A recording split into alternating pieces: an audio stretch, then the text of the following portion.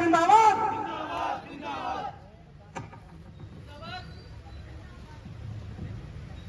भारत माता की, भारत माता की। राजस्थान की वीर भूमि पर आज राजगढ़ में बीएससी समाज के हमारे योद्धा इकट्ठा हुए हैं। एक बार आप सबको हार्दिक अभिनंदन, आपका स्वागत, आपको प्रणाम, आपको नमन और आपको बहुत बहुत बधाई भी कि मेरा समाज आज जागरूक हो गया, आज इकट्ठा होना सीख गया। मंच पर विराजमान अबू बागड़ी जी, चनाराम साथी जी, भाई रामेश्वर नायक जी, पवन बागड़ी जी जो प्रदेश के उपाध्यक्ष हैं, भाई विनोद जी, राष्ट्रीय अध्यक्ष युवा मोर्चा, भाई रोहतास जी, धानकर, अमित कल्याण जी, राम परवेश हमारे बहुत पुराने साथी हैं, डाबला साहब, बहन गायत्री पूनिया जी जो अभी भाषण दे गई है, नंदू राम जी, भाई महेंद्र दानक जी, ब्रिजनेश किराड़ जी, लक्ष्मण इंदोरा जो दिल्ली से पहुंचे हैं, बहुत बड़े समाज के नेता हैं और पत्रकार भी हैं, पूरे देश में हमारे समाज के लिए लगे रहते हैं दिन रात। भाई कैलाश जी, सीताराम लोगरिया जो हमारे बहुत बड़े नेता हैं और लगातार दिल्ली में भी, उत्तर प्रदेश में, राजस्थान में, हरियाणा में, पंजाब में, सभी जगह जहाँ भी मीटिंग होती है समाज की पहुंचते हैं और बहुत ही जुझारू नेता है समाज के। भाई दौलत राम जी, रामधन सासे जी, हमारे एडवोकेट चंद्रभान विजेंद्र धानक जी, गुरुचरण जी और मेरे साथ पहुंचे पुरंदर धानक जी हरियाणा से, बहुत हमारे साथ जेलों में भी रहे काफी टाइम और बहुत जुझारू नेता हैं। भाई रमेश जी और जिन भाइयों का नाम नहीं ले पाऊं, जिनका नाम लिया उनको वंदन और जिनका नाम नहीं ले पाया उनको चरण वंदन। मेरे समाज के बुजुर्गों, नौजवान साथियों, प्यारे बच्चों, मेरी माताओं, मेरी बहनों, आज बहुत गंभीर विषय पर आपके बीच में आया हूं। समय नहीं था, फिर भी आपका प्रेम, आपका प्यार और हमारे भाई सीताराम जी ने हमें कहा कि आपको आना पड़ेगा। मैं मुख्यमंत्री का प्रोग्राम छोड़ के आया हूं आपके बीच में, क्योंकि मुख्यमंत्री से फिर मिल सकता हूं, लेकिन जो अलग जगानी है आपके बीच में, जो आपको समझाना है, जो आपको संदेश देना, वो सबसे जरूरी है। आज जिस वर्गीकरण की बात हम कर रहे हैं, आरक्षण में वर्गीकरण की, ये इतना बड़ा काम है, ये इतना गंभीर विषय है कि आपके 10 एमएलए बन जाएं, आपके 10 मंत्री बन जाएं, वो 10 एमएलए 10 मंत्री मिलके भी आपका इतना भला नहीं कर सकते जितना आरक्षण के वर्गीकरण से आपका भला होना है। जहाँ स्कूलों में, कॉलेजों में हमारे बच्चे पढ़ रहे हैं, उनको शिक्षण संस्थाओं के जो प्रवेश मिलने हैं, उनको नौकरियां जो मिलनी है, वो इस आरक्षण के वर्गीकरण से मिलनी है। हमने हरियाणा में, दिल्ली में और पंजाब में बहुत मजबूती से इस लड़ाई को लड़ी और 2006 से इस लड़ाई को हम लड़ रहे हैं। 18 साल हो गए इस लड़ाई को लड़ते लड़ते। धरना, जुलूस, प्रदर्शन, अनशन, पद यात्राएं, जेल यात्राएं, न जाने कितने कितने बड़े बड़े हमने आंदोलन किए हैं।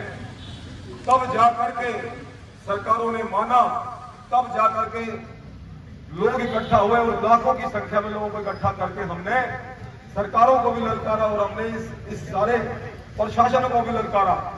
तब जाकर के सभी देश की निगाहें आपकी तरफ हुई और तब हमने संसद का घेराव किया, हमने मुख्यमंत्री का घेराव किया, हमने प्रधानमंत्री का घेराव किया। तब जाकर के उनकी निगाहें हमारी तरफ पहुंची और तब बड़ी बड़ी मीटिंगें हमारी हुई और तब हमने कहा प्रधानमंत्री को कि माननीय प्रधानमंत्री जी, आरक्षण का लाभ केवल चंद जातियां ही खा रही हैं और बाकी जो दबे कुचले लोग हैं, जिनमें मुख्य रूप से वाल्मीकि है, धानक है, धानका है, जुलाहा, कबीरपंथी, बुनकर, ये जो जातियां हैं, सांसी है, ओढ़ है, बाजीगर, डूम, ढेया, मिरासी, सी, काट, सिकरीगर, पेरना, ये जितनी भी जातियां हैं, इनको आरक्षण का लाभ नहीं मिला है आजादी से लेकर आज तक। इनको भी आरक्षण का लाभ मिलना चाहिए, इनके बच्चे भी नौकरी लगनी चाहिए, इनके बच्चे भी डॉक्टर बने, इंजीनियर बने, आईएएस बने, आईपीएस बने। और वो कब बनेंगे? तब आरक्षण का वर्गीकरण होगा। और इस 18 साल की लड़ाई में न जाने कितनी यात्राएं हमने झेली हैं।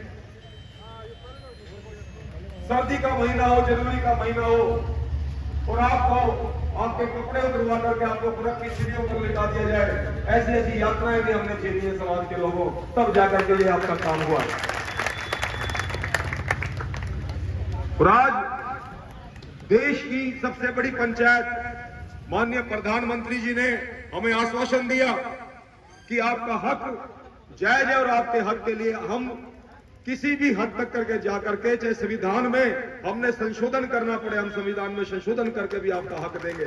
आप प्रधानमंत्री के भाषण आप सुन रहे होंगे, बार बार प्रधानमंत्री जी वंचित वर्ग का नाम लेते, वो आपका ही नाम ले रहे हैं, वंचित वर्ग का, वो आप ही हैं जो प्रधानमंत्री जी नाम ले रहे हैं।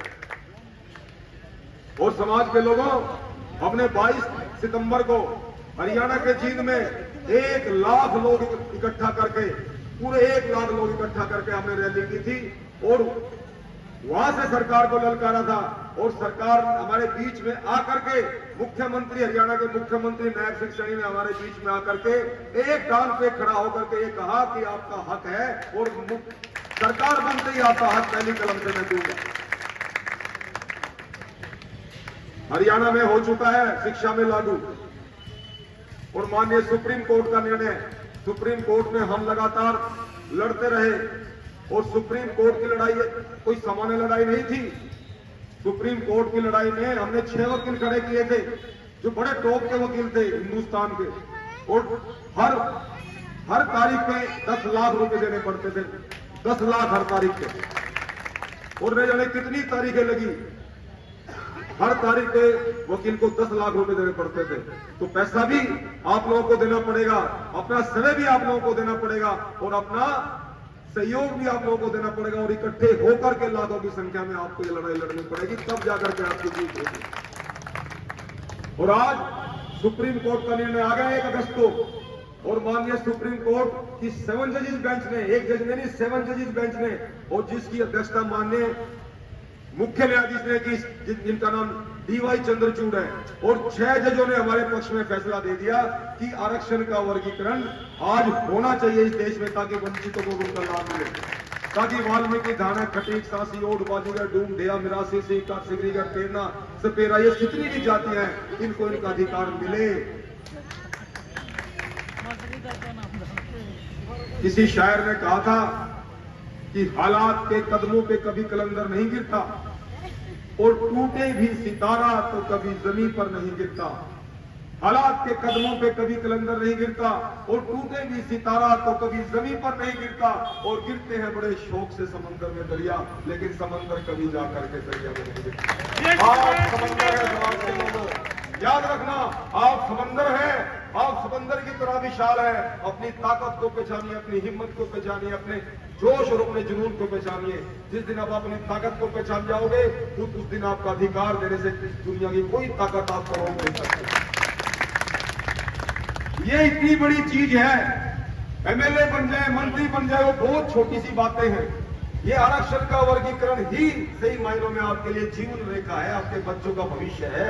और इस लड़ाई को आपने ठीक ढंग से लड़ दिया, क्योंकि अब तो सुप्रीम कोर्ट का निर्णय लड़े हम हरियाणा के लोग, लड़े केवल हरियाणा के लोग लड़े, और आज जो सुप्रीम कोर्ट का निर्णय आया वो पूरे हिंदुस्तान के लिए आया है, पूरे हिंदुस्तान के लिए। और पूरे हिंदुस्तान में वर्गीकरण लागू होगा। पूरे हिंदुस्तान में हमारी जनसंख्या, वंचित वर्ग की जनसंख्या 28 करोड़ है, 28 करोड़ लोगों को भला होगा। और इसलिए आप कोई बहुत बड़ी रैली रखिए पूरे राजस्थान में, और बहुत बड़ी रैली रख करके 1 दिन से 1.5 महीने का टाइम रखे, 2 महीने का टाइम रखे, एक विशाल जनसमूह इकट्ठा होकर के एक बड़ी रैली रखिए। हम केंद्रीय नेताओं को ही बुलाएंगे आपके बीच में, और हिंदुस्तान के जितने हमारे वंचित वर्ग के बड़े बड़े नेता हैं, वाल्मीकि समाज के, धानका समाज के, और जितने सासी, ओड, बाजूगर समाज के, नायक समाज के जितने भी नेता, सबको आपके बीच में लेके आएंगे, और फिर हम इस लड़ाई को इकट्ठे मिलकर लड़ेंगे। और राजस्थान में, आज राजस्थान में सरकार है, भारतीय जनता पार्टी की सरकार और भारतीय जनता पार्टी हमारे पक्ष में है, तो ये आपको बताने के लिए आया। हरियाणा में भारतीय जनता पार्टी ने बोल दिया कि सरकार बनते ही पहली कलम से वर्गीकरण लागू होगा, और शिक्षा में उन्होंने कर भी दिया, शिक्षा में कर दिया। आंध्र प्रदेश में हो गया, तमिलनाडु में हो गया, पंजाब में हो चुका।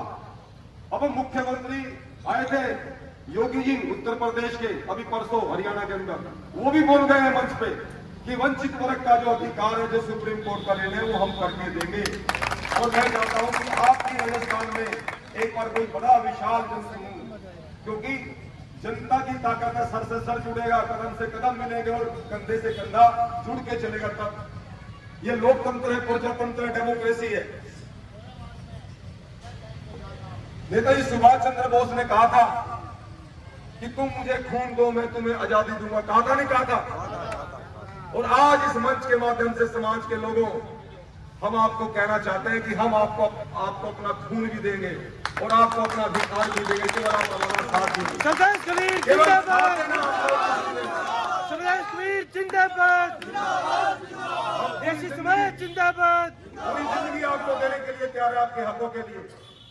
हे माताओं, हे बहनों, जननी जने तो भक्तजन, जननी जने तो भक्तजन, या दाता या सूर, या फिर जननी तू बांझ रहे तो गाय गवाए दूर। हे माता, खड़ी हो जाओ और जुड़ करके कदम से कदम मिलाओ। आज तुम 10-20 माताएं बैठी हो, कल को 10-20 हजार की संख्या में आओ। जिस दिन आप जुड़ना शुरू हो जाओगे उस दिन ये आपका अधिकार आपसे दूर नहीं है, मिलेगा। और आज आपने मुझे यहां बुलाया, आज आपने बुलाया और आपने मुझे सुना। मैं इसलिए ये बात आपको बोल रहा हूं क्योंकि आज प्रधानमंत्री हमारे पक्ष में है, मुख्यमंत्री हमारे पक्ष में है और आपकी राजस्थान की सरकार हमारे पक्ष में है। राजस्थान की सरकार से हमारी बात हुई है और वो कह रही है कि हम जातिगत आंकड़े देख रहे हैं, जातिगत आंकड़े देख करके जो आपका अधिकार है उस अधिकार के लिए हम पॉजिटिव हैं, हम देंगे अधिकार। लेकिन याद रखना समाज के लोगों, त्याग बलिदान और कुर्बानियों के इतिहास लिखे जाते हैं, त्याग बलिदान और कुर्बानियों के इतिहास लिखे जाते हैं। जो समाज त्याग करेगा, बलिदान करेगा, कुर्बानी देगा, वो अपना हक ले जाएगा। हक मांगने से नहीं मिलते, यूं हाथ फैलाने से हक ना मिला करते हैं। हाथ फैलाने से केवल भीख मिलती है और भीख में कोई आपको 1 रुपया दे, 2 रुपया दे, 10 रुपया दे, वो उसके ऊपर डिपेंड करता है। हक तो दूसरे की गुरबान को पकड़ के, हक तो दूसरे के मुंह में हाथ डाल के छीनने पड़ते हैं, तब आप हक मिलेगा। ये सच्चाई बता के जा रहा हूं आप लोगों को। इकट्ठा होना पड़ेगा और अपनी ताकत दिखानी पड़ेगी, अपनी ताकत दिखानी पड़ेगी। और आज मैं किसी पार्टी की बड़ाई नहीं कर रहा हूं। मैं तो राहुल गांधी से भी हम मिले थे, राहुल गांधी ने हमने राहुल गांधी से खूब कहा था कि आप संसद में हमारी आवाज को उठाएं, लेकिन उसने कभी आवाज नहीं उठाई। कोरोना में आपने देखा, कोरोना की महामारी आई थी पीछे 2020-21 में, और कोरोना की महामारी में त्रासदी हो गई थी, घर घर बुरा हाल हो गया था। हमारे गरीब लोग, रोजगार नहीं रहा, भूखे मर गए हमारे घर, गांव में लोग, किसी के पास खाने की व्यवस्था नहीं थी। प्रधानमंत्री ने बहुत मदद की, हमारी बड़ी बड़ी संस्थाएं थी, उन्होंने बहुत मदद की। और मैं इस मंच के माध्यम से एक कौम का बहुत शुक्रगुजार हूं। सरदारों के गुरुद्वारों ने, सरदारों के गुरुद्वारों दिन रात लंगर लगाए और भोजन की व्यवस्था की, तो उन सरदारों को भी हम नमन करते हैं।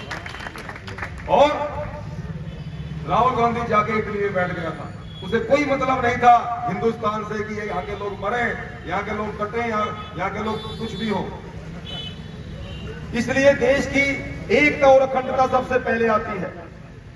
बाबा साहब डॉक्टर भीमराव ने लिखा था, डॉक्टर भीमराव अंबेडकर ने अपना पूरी जिंदगी आप लोगों के लिए कुर्बान करके आपके उत्थान के लिए काम किया। और बाबा साहब ने, डॉक्टर भीमराव अंबेडकर ने लिखा था, the safety, honour and welfare of your country comes first, always and every time, and the safety, honor and comfort of the man you lead, you command come next. Your own ease, safety, comfort last and always and every time. उन्होंने कहा था कि देश का मान सम्मान, देश की सुरक्षा, देश का कल्याण सबसे पहले आता है। जब देश ही नहीं बचेगा तो आप कहां से बचेंगे? तो इसलिए देश सर्वप्रथम है, देश की गौरव गाथा सर्वप्रथम है, देश का मान सम्मान सर्वप्रथम है। और उसके बाद जिन लोगों का आप नेतृत्व कर रहे हैं, जिन लोगों का, दबे कुचले लोगों का नेतृत्व आप कर रहे हैं, उनका मान सम्मान, उनका कल्याण दूसरे नंबर पे आता है। और आप आपकी अपनी सुरक्षा, आपका अपना कल्याण, आपका अपना स्वाभिमान सबसे लास्ट में आता है। अगर आप ऐसे नेता हैं तो आप समाज को कुछ दे सकते हैं, समाज का कल्याण कर सकते हैं। तो अगर नेता बने, हे समाज के नेताओं, अगर नेता बनो तो ऐसे बनो कि जनता की जुबान पर आपका 24 घंटे नाम हो कि हमारा नेता है। और नेता बनने के लिए दर दर की ठोकरें खानी पड़ती हैं, कदम से कदम मिला के चलना पड़ता है, जेलें काटनी पड़ती है, भूखा मरना पड़ता है। मैंने भी दिल्ली के अंदर, ये हमारे लक्ष्मण इंदौरिया जी खड़े हैं, दिल्ली के हैं, पत्रकार भी और बहुत बड़े नेता हैं पूरे हिंदुस्तान के, आपके बीच में साधारण सिंपल खड़े होके वीडियो बना रहे हैं। हमने दिल्ली में भूख हड़ताल की थी, पूरा हिंदुस्तान जोड़ा था हमने, आंध्र प्रदेश, मध्य प्रदेश, उत्तर प्रदेश, पंजाब, हरियाणा, राजस्थान के बहुत, ये राम प्रवेश चावला जी बैठे हैं, ये पूरे हो गए, खड़े होना राम प्रवेश जी, ये पूरे हो गए, ये 2005 से हमारे साथ जुड़े हुए हैं। इन्होंने बहुत कोशिश की भी पूरे राजस्थान में जो नई सत्ता है वो इकट्ठा होकर जुड़े। अब एक बार फिर से कमर कस लो, अब समय आ गया है, अब जागरूक हो गए हैं लोग, और अब आपके साथ इतने सारे नेता बैठे हैं समाज के, अब इकट्ठे हो जाओ और इकट्ठे होकर के कोई बड़ा प्रोग्राम आप कीजिए। बाकी हम आपसे आश्वासन देके जा रहे हैं, अगर आपके सम्मान के लिए, आपके अधिकारों के लिए, अगर हमें अपने प्राणों की भी आहुति देनी पड़ती है, हम दे के चले जाएंगे राजस्थान की भूमि पर। क्योंकि ये भूमि, ये राजस्थान की धरा, ये रणभूमि है, ये हिंदुस्तान की सरमोर है, ये राजस्थान की भूमि त्याग, बलिदान और कुर्बानियों के इतिहास की भूमि है।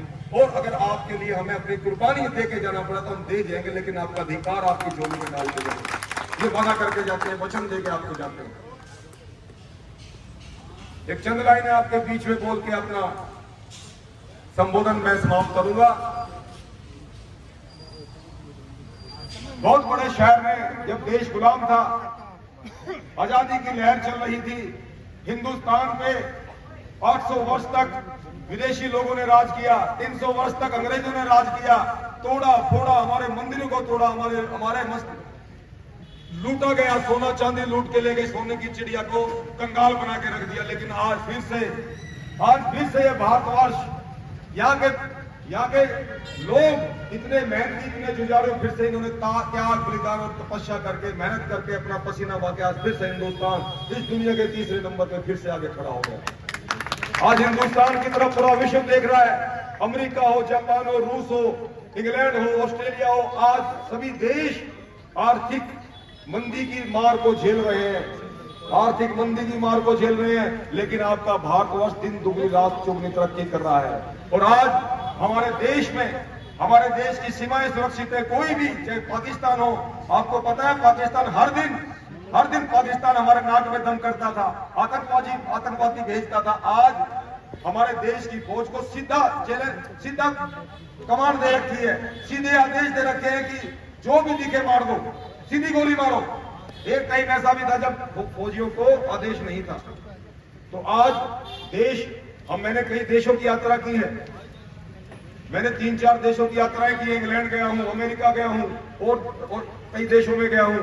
पहले भारतवासियों की कोई इज्जत नहीं थी विदेशों में, और अब जब हवाई अड्डे पे आप उतरते हैं, मैं इंग्लैंड गया पिछले दिनों, इंग्लैंड के हवाई अड्डे में उतरा, और जब इंग्लैंड के लोगों को पता लगा कि ये हिंदुस्तान से आए हैं, तो जैसे उनको पता लगा तो इंग्लैंड के लोग इकट्ठा होकर के और उन्हें हाथ जोड़ के कहा, प्रणाम स्वामी जी, हिंदी में बोला, प्रणाम स्वामी जी। ये इज्जत है, ये सम्मान है आज हिंदुस्तान का।